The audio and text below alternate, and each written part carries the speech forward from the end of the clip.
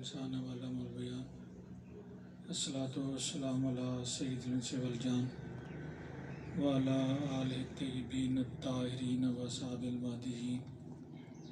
أما بعد فأعوذ بالله من الشيطان الرجيم بسم الله الرحمن الرحيم قال الله تبارك وتعالى في كلام المجيد والفرقان الحميد إن ليس للإنسان إلا ما سعى قال الله تبارك وتعالى في مقام آخر لا تزر وازرة وزر أخرى آمنت بالله صدق الله العظيم قال الله تبارك وتعالى في شان حبيبي مخبرا وآمرا إن الله وملائكته يصلون على النبي يا أيها الذين آمنوا صلوا عليه وسلموا تسليما الصلاة والسلام عليك يا رسول الله يا رسول الله انظر علينا يا حبيب الله اسمع قالنا إننا في بحر هم مغرق خذ يدينا سهل لنا أشكالنا الصلاة والسلام عليك يا رسول الله وعلى آلك وأصحابك يا حبيب الله الصلاة والسلام عليك يا خاتم النبيين وعلى آلك وأصحابك يا رحمة للعالمين۔ حمد و صلوات کے بعد آج کی یہ تقریب سعید ختم چوتھا کی تقریب ہے، جس کا اہتمام محترم جناب غلام رسول مرحوم مغفور کے لواحقین نے ان کی سال ثواب کے لیے کیا ہے۔ اللہ رب العزت سے یہ دعا ہے کہ اس محفل پاک کی برکت سے مرحوم کی قبر کی منزلوں کو آسان فرماتے ہوئے مرحوم کی درجات جنت کے اندر بلند فرمائے، اور ان کے جو لواحقین ہیں انہیں اس عظیم شانہ پر صبر جمیل عطا فرمائے۔ معزز سامعین، اللہ تعالیٰ کا لاکھ شکر ہے کہ اللہ نے ہمیں ایسا دین عطا کیا ہے، ایسا مذہب عطا کیا ہے کہ جس کا تعلق اس کے ماننے والے کے ساتھ دنیا میں بھی رہتا ہے، قبر میں بھی رہے گا اور حشر میں بھی رہے گا۔ اور یہ جو ایصال ثواب کی محافل ہوتی ہیں، چاہے وہ کل کی صورت میں ہو، چوتھے کی صورت میں ہو، 40ویں کی صورت میں ہو، یا جمعرات یا کسی اور صورت میں ہو، یہ اسی تعلق کا ایک ذریعہ یا سبب ہے جو مرنے والے کا اس کے مذہب کے ساتھ یا دین کے ساتھ باقی رہتا ہے اور باقی رہے گا۔ اور ایصال ثواب کے حوالے سے جب بھی ہم ایصال ثواب کی بات کرتے ہیں تو کچھ لوگ ایسے ہیں کہ جو سادہ لو سنی جو ہیں ان کے دلوں میں یہ شک ڈالتے ہیں کہ ایصال ثواب کا کوئی فائدہ نہیں ہے۔ میرے سے پہلے خطابات آپ سن بھی چکے ہیں، خطابات ہو بھی چکے ہیں، میں نے تقریر نہیں کیا کرنی، میں نے صرف ایک اپنے مسلک کے لحاظ سے، اپنے نظریات کے حوالے سے میں نے صرف ایک پیغام دینا ہے کہ جب بھی ایصال ثواب کی بات ہوتی ہے، ایصال ثواب کی بات کی جاتی ہے، تو ہمارے جو سادہ لوگ، سادہ طبیعت سنی ہیں، ان کے دلوں میں یہ شک ڈالا جاتا ہے یا انہیں یہ کہا جاتا ہے کہ ایصال ثواب کا کوئی فائدہ نہیں ہے، یا یہ جو تم کسی کے مرنے والے کے ثواب کے لیے کوئی عمل کرتے ہو وہ اس تک پہنچتا نہیں ہے یا اسے اس کا فائدہ نہیں ہوتا۔ تو اس حوالے سے میں نے آپ حضرات کے سامنے چند گزارشات پیش کرنی ہے۔ جب بھی ایصال ثواب کی بات ہوتی ہے تو ہمارے ذہن میں شک پیدا کرنے کے لیے قرآن پاک کی یہی دو آیات پڑھی جاتی ہیں جو میں نے آپ حضرات کے سامنے تلاوت کی ہیں۔ جب ہم ایصال ثواب کی بات کرتے ہیں تو ہمیں آگے سے یہ کہا جاتا ہے، قرآن پاک میں اللہ تعالیٰ فرماتا ہے کہ لیس للانسان الا ما سعی، کہ انسان کے لیے وہی ہوگا جو انسان نے خود کوشش کی ہوگی یا انسان نے خود عمل کیا ہوگا۔ آپ سارے جانتے ہیں، مجھے یہ میرے خیال میں زیادہ تفصیل میں یہ وضاحت کرنے کی ضرورت نہیں ہے کہ ایصال ثواب کی بات ہو تو سب سے پہلے قرآن پاک کی یہ آیت پڑھی جاتی ہے، اور آیت پڑھ کے ہمیں یہ کہا جاتا ہے کہ جب اللہ تعالیٰ یہ کہہ رہا ہے کہ تمہارے عمل کا مرنے والے کو کوئی فائدہ نہیں ہوگا تو پھر تم ایصال ثواب کیوں کرتے ہو؟ تو اس آیت کا جواب میں دینا چاہتا ہوں، اور اس کے بعد دوسری جو آیت پڑھی جاتی ہے وہ یہ ہوتی ہے کہ لا تزر وازرۃ وزر اخری، کہ کوئی کسی کا بوجھ نہیں اٹھائے گا یا کوئی کسی کے عمل کا جواب دہ نہیں ہوگا۔ یہی دو آیات پیش کی جاتی ہیں، آپ سارے جانتے ہیں۔ تو وہ جو پہلی آیت ہے جس میں اللہ تعالیٰ فرماتا ہے کہ لیس للانسان الا ما سعی، اس آیت کا ترجمہ کرتے ہوئے، اس آیت کی تشریح کرتے ہوئے، اس آیت کی تفسیر کرتے ہوئے تمام مفسرین کرام نے یہ بات لکھی ہے کہ لیس للانسان الا ما سعی المراد منہ الانسان الکافر، المراد منہ الانسان الکافر، کہ جو یہ کہا جا رہا ہے کہ کسی انسان کا کوئی عمل کسی کے کام نہیں آئے گا، یہاں انسان سے مراد مطلق انسان نہیں ہے، بلکہ یہاں انسان سے مراد کافر انسان ہے۔ ہمیں یہ بتایا جا رہا ہے کہ کافر کے لیے کسی کا کوئی عمل اسے فائدہ دینے والا نہیں ہوگا۔ اب آپ میں سے کسی کے ذہن میں یہ بات آ رہی ہوگی کہ اگر مطلقاً یہ بات مان لی جائے کہ ہر انسان کو کسی کا کوئی عمل فائدہ نہیں دیتا، تو پھر مرنے کے بعد جو ہم مومن کا جنازہ پڑھتے ہیں اس کا جنازہ پڑھنے کا کوئی فائدہ نہیں ہے۔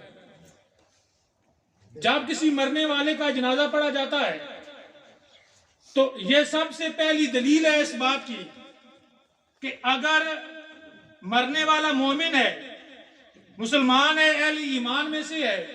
تو اس کی جو نماز جنازہ پڑھی جائے گی وہ اس سے فائدہ دے گی۔ اس لیے مسلمان کا جنازہ پڑھا جاتا ہے اور کسی کافر کا جنازہ نہیں پڑھا جاتا۔ بہت ڈلے جو کے بیٹھے ہو لیکن اتنا بھی نہیں ہے جناب، ہو گئے سردی ہے بناؤ، اتنی زیادہ بھی نہیں، یہ بنا کے بالکل ہی نہ ہو رہا۔ تو میں کوشش کروں گا کہ زیادہ آپ کو تنگ نہ کروں، میری یہ کوشش ہوگی کہ میں زیادہ آپ کو تنگ نہ کروں، لیکن تھوڑا اگر آپ میرے ساتھ دیں گے تب بھی میرے لیے گفتگو کرنا ممکن ہوگا۔ تو میں یہ بات کر رہا تھا کہ قرآن پاک کی آیت پڑھی جاتی ہے کہ لیس للانسان الا ما سعی، کہ انسان کے لیے وہی ہوگا جو اس کا اپنا عمل ہوگا، جو اس کی اپنی کوشش ہوگی۔ تو اس آیت کی تفسیر کرتے ہوئے مفسرین کرام نے اس بات کو واضح کیا ہے کہ یہاں انسان سے مراد مطلقاً انسان نہیں ہے، بلکہ اس انسان سے مراد کافر انسان ہے۔ کہ اگر کوئی کافر ہوگا تو اس کے مرنے کے بعد اس سے پیچھے سے کسی کے عمل کا کوئی فائدہ نہیں ہوگا۔ اور میں نے اس کی دلیل کے طور پر یہ بات کی ہے کہ ہم مومن کا جنازہ پڑھتے ہیں، مسلمان کا جنازہ پڑھتے ہیں، کافر کی نماز جنازہ نہیں پڑھی جاتی۔ اور دوسری بات کہ دوسری جو آیت پیش کی جاتی ہے اس میں یہ کہا جاتا ہے کہ لا تزر وازرۃ وزر اخری، کہ کسی بندے کے عمل کا کسی بندے کو کوئی فائدہ نہیں ہوگا۔ اس آیت کی تفسیر بیان کرتے ہوئے مفسرین کرام نے ساتھ میں یہ بات لکھی ہے کہ یہاں لا تزر وازرۃ وزر اخری المراد منہ وزر المعاصی والگناہ، کہ کسی کے گناہ کا یا نافرمانی کا کوئی بندہ دوسرا جو ذمہ دار نہیں ہوگا۔ دو باتیں میں نے کی ہیں۔ پہلی بات یہ کہ اگر مرنے والا مسلمان ہے تو اس کے بعد اگر اصالہ ثواب کیا جائے گا تو اس سے فائدہ ہوگا، اور دوسرا اگر مرنے والے کے لیے اس کے پیچھے والے کوئی نیکی کریں گے، کوئی اچھا عمل کریں گے، اس کا فائدہ اور اس کا اجر اسے ہوگا۔ اب میں نے چونکہ دو دعوے کیے، دو باتیں کی ہیں، تو ان دو دعووں کو ثابت کرنے کے لیے میں آپ حضرات کے سامنے دلیل کے طور پر نبی پاک علیہ السلام کا ایک فرمان پیش کرنے جا رہا ہوں۔ اس لیے کہ آپ سارے جانتے ہیں کہ صرف دعویٰ کر لیا جائے تو اس دعوے کا کوئی فائدہ نہیں ہوتا جب تک اس کے ساتھ دلیل نہ ہو۔ دعویٰ بغیر دلیل کے کوئی فائدہ نہیں دیتا۔ تو دعوے کو ثابت کرنے کے لیے دلیل کا ہونا ضروری ہے۔ تو میں دلیل پیش کرنے جا رہا ہوں، میرے خیال میں مشکوٰۃ شریف جلد اول کی یہ بالکل آخری حدیث ہے جو ہر بندے کے لیے ڈھونڈنا آسان ہے، کسی کے لیے مشکل نہیں رہے گی۔ مشکوٰۃ شریف جلد اول کی بالکل آخری حدیث ہے یہ، اور حدیث کے راوی ہیں نبی پاک علیہ السلام کے صحابی ہیں جن کا نام ہے جناب عمر ابن عاص۔ جناب عمر ابن عاص حدیث کے راوی ہے، اور وہ اپنے والد کے بارے میں یہ حدیث کیا کر رہے ہیں، بیان کر رہے ہیں۔ آپ کے والد کا نام تھا عاص بن وائل۔ عاص بن وائل آپ کے والد کا نام تھا، اور وہ مسلمان نہیں تھا، وہ کفر کی حالت میں مرا تھا۔ اب مرنے سے پہلے باپ اپنے 2 بیٹوں کو وصیت کر کے جاتا ہے کہ میرے مرنے کے بعد تم نے میرے لیے 100 اونٹ کی قربانی دینی ہے۔ توجہ چاہوں گا آپ کی کہ باپ یہ وصیت کر رہا ہے کہ میرے مرنے کے بعد تم جو میرے 2 بیٹے ہو، ان میں سے ایک بیٹے کا نام میں نے عمر بن عاص بتایا ہے، اور دوسرے کا نام تھا ہشام بن عاص۔ یہ اس عاص بن وائل کے 2 بیٹے تھے۔ تو بیٹوں کو یہ وصیت کرتا ہے کہ اگر جب میں مر جاؤں تو میرے مرنے کے بعد تم نے کیا کرنا ہے، 100 اونٹ قربان کرنے ہیں۔ اب یہ بات تو طے شدہ ہے کہ مرنے والا کافر تھا، وہ اصالہ ثواب کا قائل تو نہیں ہوگا، کی خیال میں ہوگا اصالہ ثواب کا قائل ہوگا؟ کیونکہ وہ کافر تھا تو اصالہ ثواب کا قائل تو وہ نہیں ہوگا، لیکن پھر بھی مرنے سے پہلے وہ اپنے بیٹوں کو یہ وصیت کر رہا ہے کہ میرے مرنے کے بعد تم نے 100 اونٹ ذبح کرنے ہیں، 100 اونٹ کی قربانی کرنی ہے۔ اور کہتا دونوں بیٹوں کو یہ کہتا ہے کہ 50 اونٹ ایک نے ذبح کرنے ہیں اور 50 اونٹ دوسرے نے ذبح کرنے ہیں۔ اب وہ جو اس کا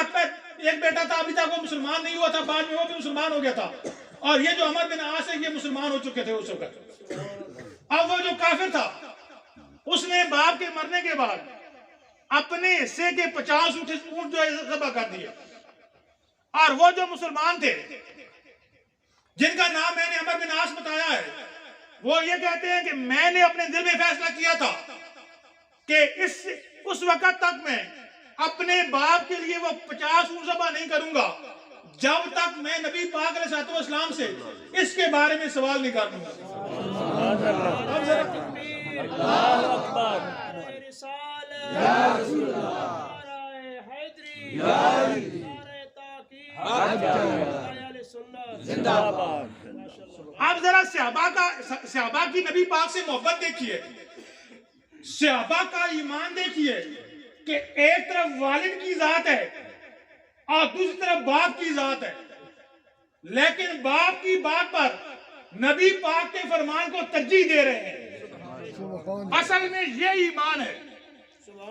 یہ محبت ہے۔ اب حدیث کے اندر یہ الفاظ نقل کیے گئے ہیں کہ جناب عمر بن عاص کہتے ہیں کہ میں نبی پاک کی بارگاہ میں حاضر ہوا اور میں نے نبی پاک کے سامنے سارا واقعہ بیان کیا کہ یا رسول اللہ، میرے باپ کا جب انتقال ہونے لگا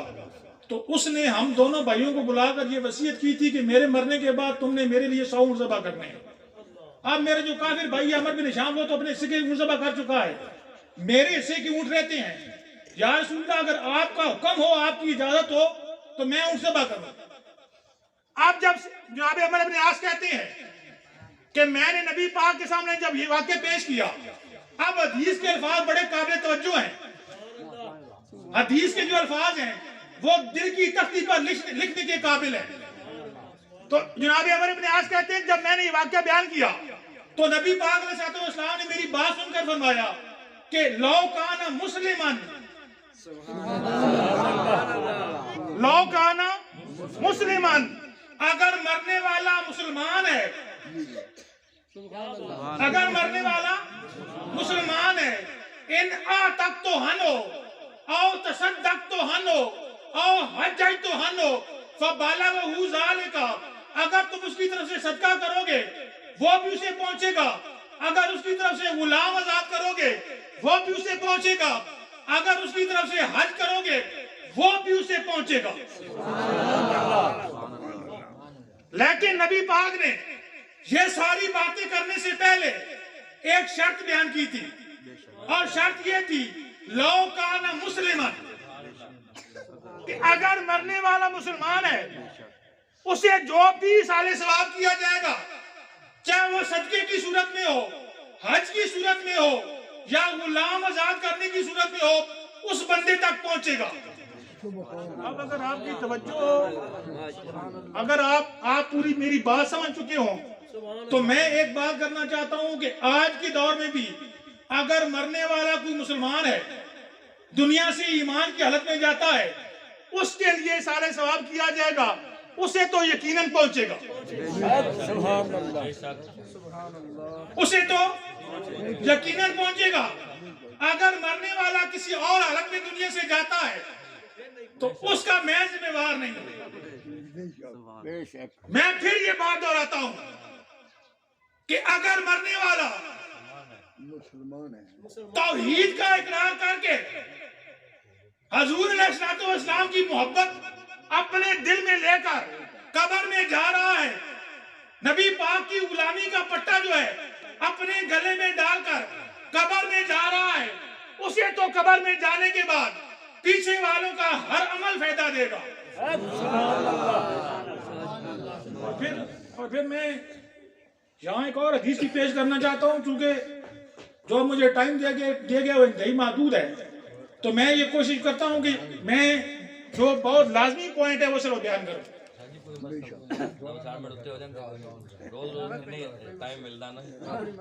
بے شک تو میں ایک حدیث پیش کرنا چاہتا ہوں، اور حدیث بھی یہ حدیث جو میں بیان کرنے لگا ہوں یہ بخاری شریف کی حدیث ہے، اس لیے کہ ہم سے اکثر یہ مطالبہ کیا جاتا ہے نا کہ دلیل دو تو بخاری چو دو، ٹھیک ہے، دلیل دو تے بخاری چو دو، تو میں بخاری بچوں ہی دلیل دو لگا۔ بخاری شریف سے میں حدیث پیش کرنے جا رہا ہوں۔ حدیث کی راوی ہے نبی پاک علیہ الصلوۃ والسلام کے صحابی جناب انس بن مالک۔ انس بن مالک جلد اول کی یہ حدیث ہے، اور یہ جو انس بن مالک ہے ان کے بارے میں ایک بات کرنا چاہتا ہوں کہ جس طرح نبی پاک علیہ الصلوۃ والسلام کے ساتھ صحابہ کو محبت تھی، اسی طرح نبی پاک علیہ الصلوۃ والسلام کو اپنے غلاموں کے ساتھ بھی اسی طرح محبت تھی۔ جناب انس بن مالک کے بارے میں آپ سارے جانتے ہیں، سارے صاحب شعور صاحب علم بیٹھے ہیں کہ یہ جو انس بن مالک ہیں انہوں نے بچپن میں 10 سال تک نبی پاک کی غلامی میں گزارے ہیں، بچپن کے 10 سال۔ تو آپ کہتے ہیں کہ ایک دن میں چونکہ چھوٹا بچہ تھا تو ایک دن ام المومنین جناب صدیقہ نے ام المومنین جناب عائشہ صدیقہ بنت صدیق رضی اللہ عنہ، آپ نے مجھے کسی کام کے لیے بھیجا، تو میں چونکہ چھوٹا بچہ تھا میں کام کے لیے گیا، تو میں نے دیکھا کہ راستے میں کچھ بچے کھیل رہے ہیں، بچوں والا ذہن تھا تو میں بچوں کے ساتھ کھیلنے میں لگ گیا۔ اب کام کر کے تھوڑی دیر لگا کر میں واپس آیا تو ام المومنین مجھے تھوڑی غصے ہوئی، ناراض ہوئی، تو آپ کی ناراضگی کی وجہ سے میں پریشان ہو گیا۔ اب اسی حالت میں نبی پاک کی قدموں میں حاضر ہوتا ہوں۔ اب دیکھیں نا کہ وہ محبوب کیسا ہوگا کہ جس سے اپنے غلاموں کے دکھ کے بارے میں پتہ نہ چلے، وہ آقا نہیں ہو سکتا۔ تو جناب انس بن مالک کہتے ہیں کہ میں پریشانی کی حالت میں جب آقا کے قدموں میں حاضر ہوا، آقا کے پاس حاضر ہوا، تو نبی پاک علیہ الصلوۃ والسلام نے مجھے دیکھ کر فرمایا کہ انس کیا پریشانی ہے، تیرے چہرے پر دکھ ہے، غم ہے، وجہ کیا ہے؟ تو میں نے عرض کی کہ یا رسول اللہ ام المومنین نے مجھے کسی کام کے لیے بھیجا تھا، کام سے واپس آتے ہوئے مجھے تھوڑی دیر ہو گئی تو آپ مجھے ناراض ہوئی۔ اب جب حدیث کے بڑے پیارے الفاظ ہیں تو جناب انس یہ کہتے ہیں کہ جب میں نبی پاک کو میں نے یہ بتایا نا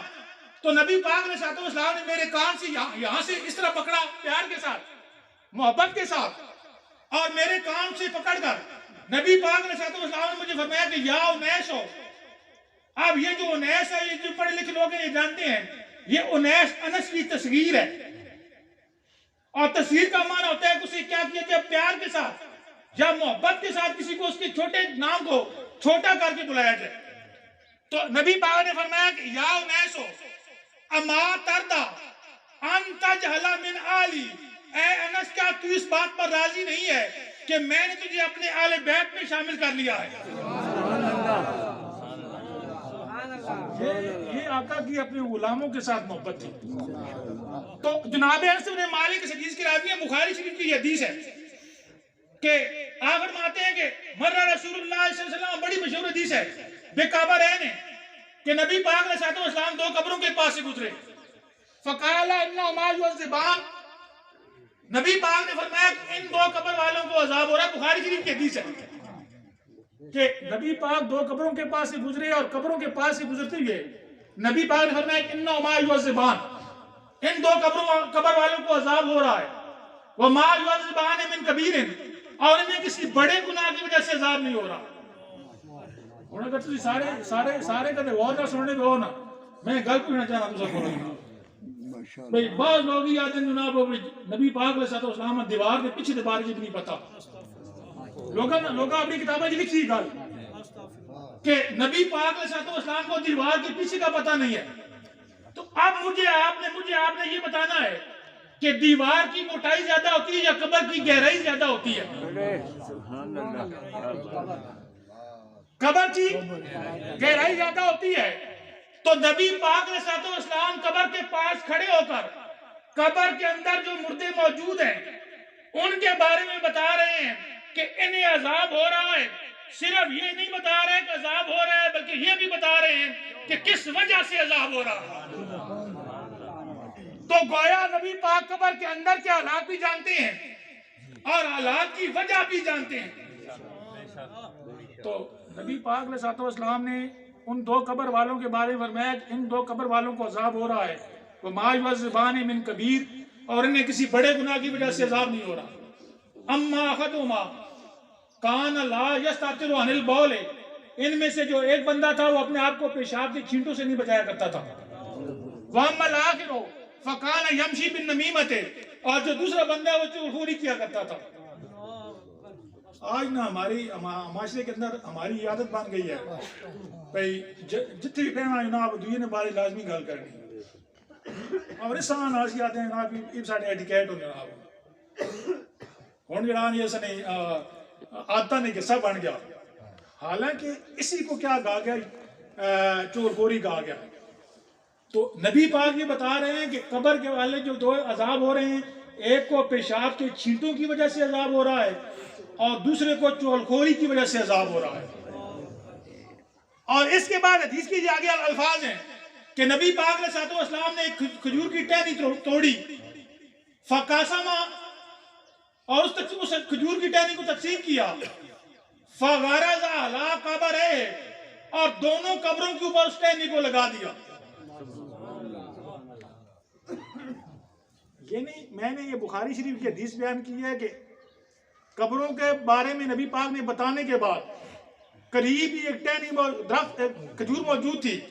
جس کی آپ نے ایک شاخ کو توڑا اور اسے دو حصوں میں تقسیم کرنے کے بعد دونوں قبروں پر لگا دیا۔ اور یہاں صاحب تفسیر عینی نے عمدۃ القاری کے اندر یہ بات لکھی ہے کہ یہ جو تر درخت ہوتا ہے نا، یہ اللہ تعالیٰ کی تسبیح بیان کرتا ہے۔ کیا کرتا ہے؟ اللہ تعالیٰ کی تسبیح بیان کرتا ہے۔ تو اب وہ ٹہنیاں لگانے کے بعد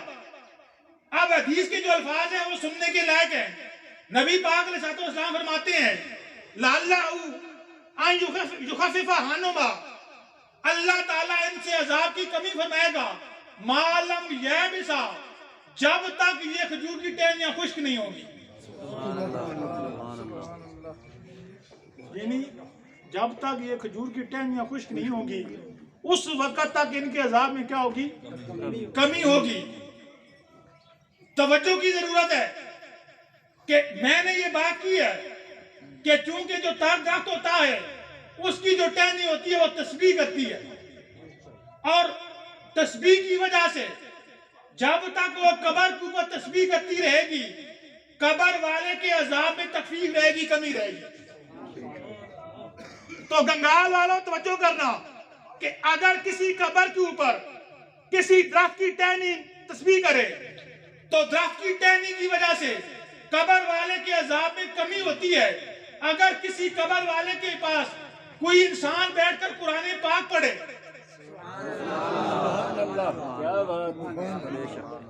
یعنی اگر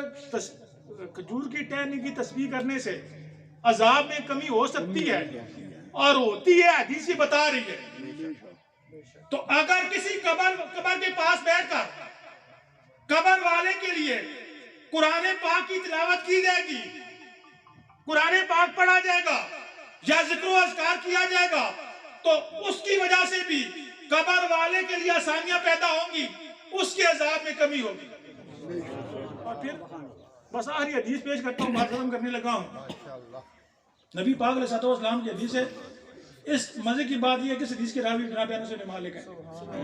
احیاء العلوم جلد 4 کے اندر یہ حدیث موجود ہے۔ امام جلال الدین سیوطی نے یہ بات لکھی ہے، اور امام جلال الدین سیوطی شرح صدر کے اندر یہ بات لکھتے ہیں کہ کسی بندے نے اپنے مرنے والے بھائی کو خواب میں دیکھا اور اس سے یہ پوچھا کہ یہ جو تمہارے مرنے کے بعد ہم نے تمہارے لیے دعائیں مانگی تھی، تو کیا تمہیں ان دعاؤں کا کوئی فائدہ ہوا؟ تو مرنے والا یہ کہتا ہے کہ ہاں، یہ جو تم اپنے مرنے والوں کے لیے، اپنے قبر والوں کے لیے دعائیں مانگتے ہو، یہ نورانی لباس کی صورت میں مرنے والوں کے پاس پہنچائی جاتی ہیں، اور وہ جو مرنے والے قبر والے ہوتے ہیں اس نورانی لباس کو اپنے جسم پر پہن لیتے ہیں۔ تو میں آخری حدیث پیش کرنے لگا ہوں کہ نبی پاک علیہ الصلوۃ والسلام فرماتے ہیں وَالْبَيْتُ الَّذِي يَقْرَأُ فِيهِ الْقُرْآنُ حَضَرَتِ الْمَلَائِكَةُ، کہ وہ گھر جس میں قرآن پاک پڑھا جاتا ہے اسے فرشتے چاروں طرف سے گھیر لیتے ہیں۔ وَتَنَقَّبَتْ عَنْ الشَّيْطَانُ، اور شیطان سے دور چلے جاتے ہیں۔ وَاتَّسَعَ عَلَىٰ أَهْلِهِ، اور گھر والوں کے لیے وہ گھر وسیع ہو جاتا ہے۔ لمبی حدیث ہے، میں زیادہ ٹائم نہیں ہے، میں نے حدیث کے یہ الفاظ بیان کیے کہ حدیث کے اندر یہ بات بتائی گئی ہے کہ جب بھی کسی گھر میں قرآن پاک پڑھا جاتا ہے تو قرآن پاک پڑھنے کی برکت کی وجہ سے وہ گھر والوں کے لیے کیا ہو جاتا ہے؟ کشادہ ہو جاتا ہے، وسیع ہو جاتا ہے، اور اسے فرشتے کیا کر لیتے ہیں؟ چار طرف سے گھیر لیتے ہیں۔ اگر کسی گھر کے اندر قرآن پاک پڑھا جائے، قرآن پاک کی تلاوت کی جائے، تو قرآن پاک کی تلاوت کی برکت سے وہ گھر وسیع ہو جاتا ہے، اور اگر کسی قبر پر قرآن پاک کی تلاوت کی جائے گی تو قرآن پاک کی تلاوت سے وہ قبر بھی وسیع ہو جائے گی۔ یعنی اگر جہاں بھی قرآن پاک کی تلاوت کی جاتی ہے، قرآن پاک پڑھا جاتا ہے، قرآن پاک کی برکت سے وہ جگہ وسیع ہو جاتی ہے، وہ جگہ کھلی ہو جاتی ہے۔ اگر گھر قرآن پاک پڑھنے سے وسیع ہو سکتا ہے تو قبر کے اوپر اگر قرآن پاک پڑھا جائے گا تو قبر والے کے لیے بھی اس سے فائدہ ہوگا، قبر بھی اس کے لیے وسیع ہوگی۔ اور میں ایک حدیث بیان کرنا چاہتا ہوں، آپ کو یہ سن کر یہ حیرت ہوگی کہ کس طرح لوگ پتہ نہیں ایصال ثواب سے انکار کر دیتے ہیں۔ یعنی ایصال ثواب وہ مسئلہ ہے کہ جس کا انکار کرنا ممکن ہی نہیں ہے۔ اگر قرآن پاک کا مطالعہ کیا جائے یا حدیث کا مطالعہ کیا جائے تو قرآن و حدیث کی روشنی میں تو اس کا انکار کرنا ممکن نہیں ہے۔ نبی پاک علیہ الصلوۃ والسلام کے صحابی ہیں جن کا نام ہے جناب سعد بن راشد۔ جناب سعد بن راشد آپ فرماتے ہیں کہ میری بیوی کا انتقال ہو گیا تھا، اور اس کے انتقال کے کچھ دن گزرنے کے بعد میں نے خواب میں دیکھا کہ جنت کے اندر کچھ عورتیں موجود ہیں، لیکن ان جنتی عورتوں میں میری بیوی موجود نہیں ہے۔ تو میں یہ حالت دیکھ کر پریشان ہو گیا کہ جنتی عورتوں کے درمیان میری بیوی موجود نہیں ہے، اس کا مطلب یہ ہے کہ میری بیوی شاید دوزخ میں ہے۔ تو صحابی یہ کہتے ہیں صبح میں جب اٹھا میں نبی پاک کی بارگاہ میں حاضر ہوا اور میں نے عرض کی یا رسول اللہ، رات کو میں نے یہ خواب دیکھا ہے کہ میں نے خواب میں جنتی عورتیں دیکھی ہیں، لیکن میں نے اپنی بیوی کو ان کے درمیان موجود نہیں پایا،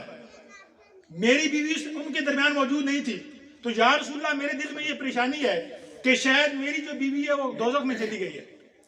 تو نبی پاک نے فرمایا کہ میرے غلام، یہ وجہ نہیں ہے کہ تیری بیوی جنت میں ہے، لیکن اصل مسئلہ یہ ہے کہ تیری بیوی کو جب کفن دیا گیا تھا تو اسے سنت کے مطابق کفن نہیں دیا گیا تھا۔ اب دیکھیں نا کہ اگر سنت کے مطابق کفن نہ ہو تو اس میں بھی حرج ہے۔ اور آپ ایک اور مسئلہ بھی ہمارے علاقے میں کیسے ہوتا ہے پتہ نہیں، یہاں اس طرح ہوتا کہ نہیں، کہ جب کسی عورت کو دفنانے کا موقع آتا ہے تو یہ اعلان کیا جاتا ہے کہ اسے دفنانے کے لیے صرف وہی لوگ قریب رہیں جو اس کے محرم ہیں، کوئی غیر محرم قریب نہیں ہونا چاہیے۔ اور دوسرا یہ ہے کہ اس کی قبر پر بھی کیا کیا جاتا ہے، پردہ کیا جاتا ہے اسے دفنانے کے لیے۔ عجیب بات نہیں ہے کہ جب عورت مر جاتی ہے، حالانکہ مرنے کے بعد کوئی بندہ شریعت کا مکلف نہیں ہوتا،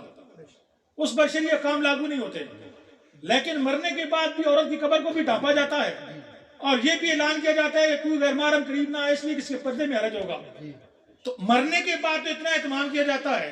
لیکن وہ جو زندہ عورتیں ننگی پھر رہی ہیں ان کے بارے میں پتہ نہیں کیوں یہ بات نہیں کی جاتی کہ نہ ان کے سروں پر دوپٹہ ہوتا ہے، نہ ان کے چہرے پر برقع یا پردہ ہوتا ہے۔ تو اگر مرنے کے بعد، میں سے پہلے یہ بات کر چکا ہوں کہ مرنے کے بعد کوئی بھی شریعت کا مکلف نہیں ہے، لیکن اگر مرنے کے بعد بھی یہ اہتمام کیا جاتا ہے کہ عورت کے پردے کا لحاظ رہے، عورت کے ستر کا لحاظ رہے، تو پھر زندہ عورت کے لیے زیادہ اس چیز کا اہتمام ہونا چاہیے، اس کے ستر میں یا اس کے پردے میں کوئی حرج نہیں ہونا چاہیے۔ تو میں آپ کو یہ حدیث سنا رہا تھا کہ نبی پاک علیہ السلام نے فرمایا کہ میرے غلام، مسئلہ یہ ہے کہ تیری بیوی کو جو کفن دیا گیا تھا، وہ اس کفن کا جو تھا اس میں کمی کی گئی تھی، اسے سنت کے مطابق کفن نہیں دیا گیا تھا۔ تو چونکہ اس کا لباس پورا نہیں ہے تو حیا کی وجہ سے یا شرم کی وجہ سے وہ باقی عورتوں کے درمیان اپنی جو ہے جگہ ہے اس سے باہر نہیں آتی۔ سوچنے والی بات ہے، غور کرنے والی بات ہے کہ آج ہمارا معاشرہ کس طرف جا رہا ہے۔ تو اب صحابی یہ کہتے ہیں کہ نبی پاک نے مجھے فرمایا کہ اے میرے غلام، اگر یہ تو چاہتا ہے نا کہ تو اپنی بیوی کو جنتی عورتوں کے درمیان جنت میں گھومتے ہوئے دیکھے تو اس کے پورے لباس کا اہتمام کر۔ وہ صحابی پوچھتے ہیں یا رسول اللہ کس طرح وہاں اس لباس کیسے پہنچے گا؟ اتنے ثواب نہیں پہنچنا، اتنے ثواب نہیں پہنچنا تو کپڑے کیسے پہنچنا، لباس کیسے پہنچے گا؟ تو نبی پاک نے فرمایا کہ اے میرے غلام، اپنے علاقے میں کوئی ایسا بندہ تلاش کر جو مرنے کے قریب ہو، جو قریب المرگ ہو۔ اب جناب سعد بن راشد یہ کہتے ہیں کہ میں نے تلاش کرنا شروع کر دیا۔ انصار میں ایک بوڑھا ایسا تھا جو قریب المرگ تھا، میں اس کے گھر والوں کے پاس گیا اور جا کر میں نے یہ کہا کہ میں یہ چاہتا ہوں کہ جب تمہارے اس بزرگ کا انتقال ہو جائے تو اس کے کفن کے اندر میں اپنی بیوی کے لیے کفن کا یا لباس کا کپڑا رکھ دوں۔ سبحان اللہ، حدیث کا میں ذمہ وار ہوں۔ اب وہ کہتے ہیں کہ ہمیں کوئی اعتراض نہیں ہے، اگر اس طرح تیری بیوی کا کفن وہاں پہنچ سکتا ہے تو ہمیں اس کام میں کوئی اعتراض نہیں ہے۔ اب چند دنوں کے بعد انصار کے جب اس بزرگ کا انتقال ہوتا ہے، اسے جو کفن دیا جاتا ہے، کفن کے اندر وہ سعد بن راشد یہ کہتے ہیں کہ میں نے اپنی بیوی کے لیے پیلے رنگ کے 2 کپڑے اس میت کے کفن کے اندر رکھ دیے۔ اب جب میت کو دفن کیا گیا، اسی رات کو یا اس سے اگلے رات کو میں نے پھر خواب دیکھا۔ خواب میں میں نے جنتی عورتیں دیکھی اور ان جنتی عورتوں کے درمیان میری بیوی بھی موجود تھی اور اس نے وہی لباس پہن رکھا تھا جو میں نے اس کے لیے دنیا سے بھیجا تھا۔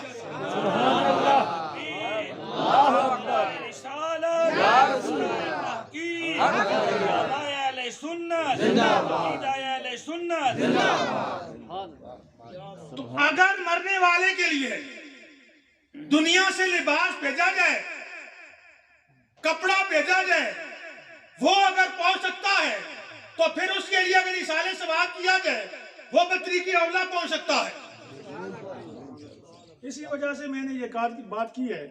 کہ اگر بندہ قرآن و حدیث کا مطالعہ کرے، قرآن و حدیث کو پڑھے، پھر تو بندہ ایصال ثواب کا انکار نہیں کر سکتا۔ ہاں اگر بندہ آنکھیں بند کر لے تو اس کا کوئی علاج نہیں ہے۔ اور پھر نبی پاک علیہ السلام کے غلام ہیں، تابعی ہیں، یہ جو بہت بڑے مشہور محدث ہیں، حضرت سفیان بن عیینہ، آپ فرماتے ہیں کہ الاموات یحتاج الی الدعاء، کہ یہ جو مردے ہیں وہ دعا کی اتنی محتاج ہوتے ہیں، کل احیاء یحتاج الی الطعام، جس طرح کے زندہ لوگ کھانے کے محتاج ہوتے ہیں، یعنی جس طرح زندہ لوگوں کے لیے کھانا کھانا ضروری ہے، انہیں کھانے کی محتاجی ہوتی ہے، اسی طرح مرنے والوں کے لیے دعا کی یا ایصال ثواب کے لیے محتاجی ہوتی ہے یا انہیں اس کی ضرورت ہوتی ہے۔ تو جہاں بھی کسی، اب چونکہ ٹائم بالکل 12 ہونے کے قریب ہے، تو بس میں پیچھے چڑھ گیا کہ تقریر کرنے ہیں، وہ تو مجھے دترایا ہو گیا کہ وہی میں یاری گالے سے بعد میں ختم کرو لگا ہے۔ ایک بزرگ ہے انہاں کہ انہاں بھی ہر گل تو یاری ہونی نہ وقت کوئی گھور آوے نہیں۔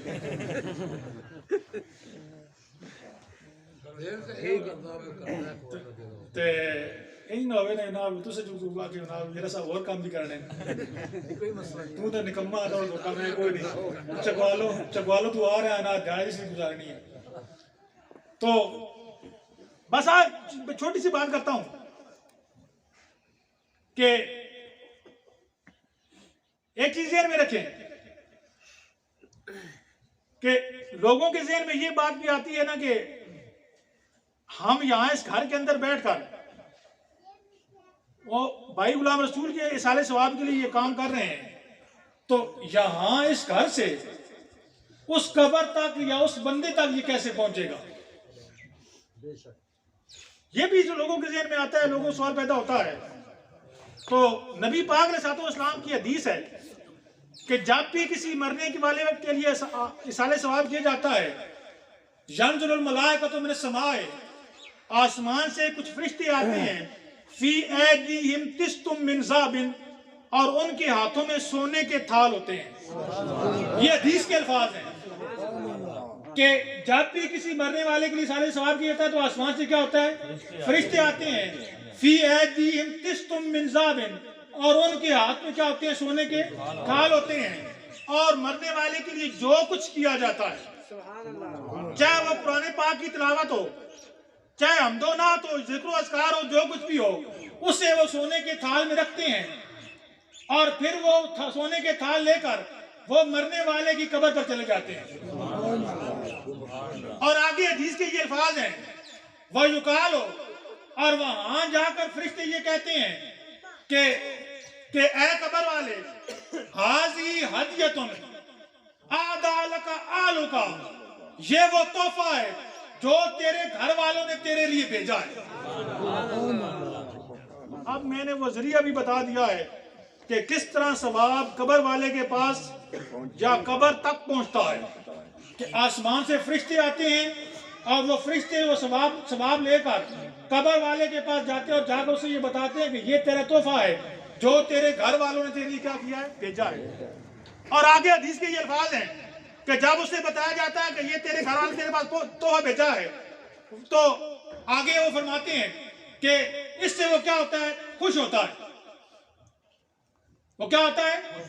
خوش ہوتا ہے. فَيَفْرَحُونَ بِهَا, اور اس سے وہ کیا ہوتا ہے, خوش ہوتا ہے. وَيَسْتَبْشِرُونَ, اور اس کے لیے یہ خوشخبری بن جاتی ہے یا بشارت بن جاتی ہے. اور ساتھ ہی آگے ایک اور بات بھی کی گئی ہے, حدیث میں یہ کہا گیا کہ جب کسی قبر والے کے پاس اس کے گھر والوں کا تحفہ پہنچتا ہے, وہ تو اس تحفے کو لے کر خوش ہوتا ہے, اس کے لیے بشارت بنتی ہے. وَيَحْزَنُ جِيرَانُهُ, جو ساتھ کی قبر والا ہوتا ہے وہ پریشان ہوتا ہے, غمزدہ ہو جاتا ہے. اب سوچنے والی یہ بات ہے کہ اگر میرے گھر کے پڑوس میں کسی کے بندے کے بچے کی شادی ہو رہی ہے تو میرے لیے اس میں غم والی کون سی بات ہے, سوچنے والی بات ہے نا. یعنی یہ میرے گھر کے ساتھ والا کسی کا گھر ہے, اگر اس گھر کے اندر خوشی آ رہی ہے, کسی کے بچے کی شادی ہو رہی ہے, تو مجھے تو اس میں غم نہیں ہونا چاہیے, پریشانی نہیں ہونی چاہیے. لیکن حدیث یہ کہتی ہے کہ ایک قبر والا خوش ہوتا ہے, جب اس کے قبر میں خوشخبری آتی ہے, خوشی آتی ہے, تو ساتھ والا جو پڑوسی قبر والا ہے وہ کیا ہوتا ہے, غمزدہ ہو جاتا ہے. غمزدہ کیوں ہوتا ہے؟ مجھے تو ایک ہی بات سمجھ آتی ہے کہ اگر کسی کے بچے کی شادی ہو رہی ہو تو ساتھ والا پڑوسی اگر اس کی اولاد نہیں ہوگی تو پھر اسے غم ہوگا, کہ وہ دل میں سوچے گا کہ کاش میرا بھی بچہ ہوتا, میری بھی اولاد ہوتی, میں بھی اس کی شادی کرتا اور مجھے بھی کیا ہوتی, خوشی ملتی. بالکل یہاں بھی یہی صورت حال ہے کہ جب کسی قبر والے کے پاس اس کے گھر والوں کا ہدیہ پہنچتا ہے, وہ ہدیہ لے کر خوش ہوتا ہے. ساتھ کی قبر والا جسے ہدیہ نہیں بھیجا جاتا وہ سوچتا ہے کاش میرے پیچھے والوں میں بھی, میرے پیچھے والوں جو ہیں, میرے گھر والے جو ہیں, ان کے اندر بھی کوئی پیر میر علی شاہ کے ماننے والا ہوتا. کاش ان کے اندر بھی کوئی سید اعلیٰ حضرت افکار پر چلنے والا ہوتا تو میرے لیے بھی تحفہ بھیجتا. اس تحفے کو پا کر یا اس ہدیے کو پا کر میں بھی اسی طرح خوش ہوتا جس طرح کہ میرا پڑوسی خوش ہو رہا ہے. تو اب جب بھی قبر والوں کے پاس کوئی ہدیہ بھیجا جاتا ہے کوئی تحفہ بھیجا جاتا ہے، قبر والے اس سے پا کر خوش بھی ہوتے ہیں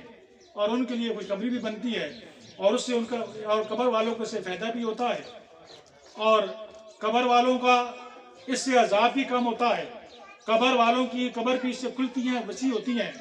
ان کی قبر کے اندھیرے بھی دور کی جاتی ہیں، قبریں روشن بھی کی جاتی ہیں۔ یہ وہ ساری چیزیں ہیں